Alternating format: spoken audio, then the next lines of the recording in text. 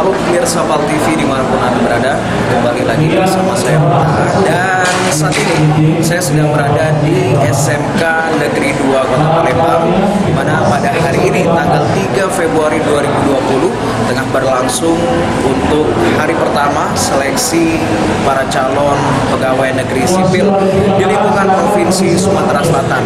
Dan di sini saya akan berbincang langsung bersama Sekretaris Daerah Provinsi Sumatera Selatan, ada Bapak Nasrul Umar. Saya akan berbincang terkait dengan informasi pelaksanaan teknis dari tes CPNS Provinsi Sumatera Selatan di tahun 2020 seperti apa? Mari ikuti saya.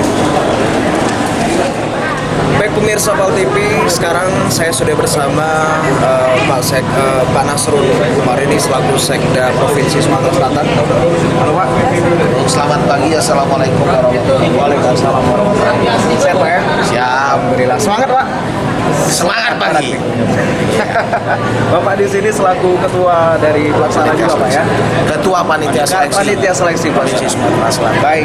Nah ini kalau boleh tahu Pak, boleh dikasih informasi juga nih kepada pemirsa terkait dengan mekanisme dari tes CPNS di tahun 2020 ini seperti apa Pak? Terima kasih kesempatan diberikan kepada saya sebagai Ketua Panitia Seleksi CPNS Provinsi Sumatera Selatan untuk alokasi tahun 2019 yang kita laksanakan di tahun 2020. Sebagaimana biasa dalam sistem penerimaan, tentu itu didahului dengan permohonan atau pendaftaran yang dilakukan melalui proses seleksi administrasi. Setelah selesai proses administrasi, baru ditentukan siapa saja yang terpilih dan bisa mengikuti dengan ditandai dengan diberikannya kartu tes. Kartu tes inilah yang jumlahnya kita identifikasi, jumlah yang teridentifikasi untuk dapat ikut tes adalah sejumlah 5.401. 5.401 ini akan mengisi 188 informasi, yang mana di dalam pelaksanaannya kita membagi pelaksanaan seleksi ini di dalam tanggal 3 bulan 2 hari ini sampai dengan Senin yang akan datang.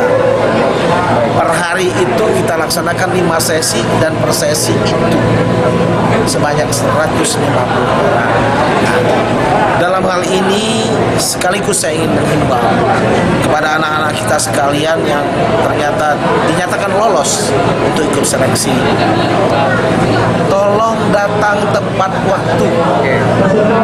Karena sekarang tidak ada toleransi lagi karena semuanya dilakukan by system. Ketika setelah dinyatakan masuk ke dalam, tidak ada satu lagi yang boleh diizinkan untuk masuk. Dia akan tereliminir sendiri by system. Kalau kita melihat itu dari unsur kemanusiaan, lewat 5 menit mungkin saja hati kita terketuk untuk dapat diberikan. Tapi ini bukan kita yang menentukan, adalah sistem by system yang mengeliminir itu.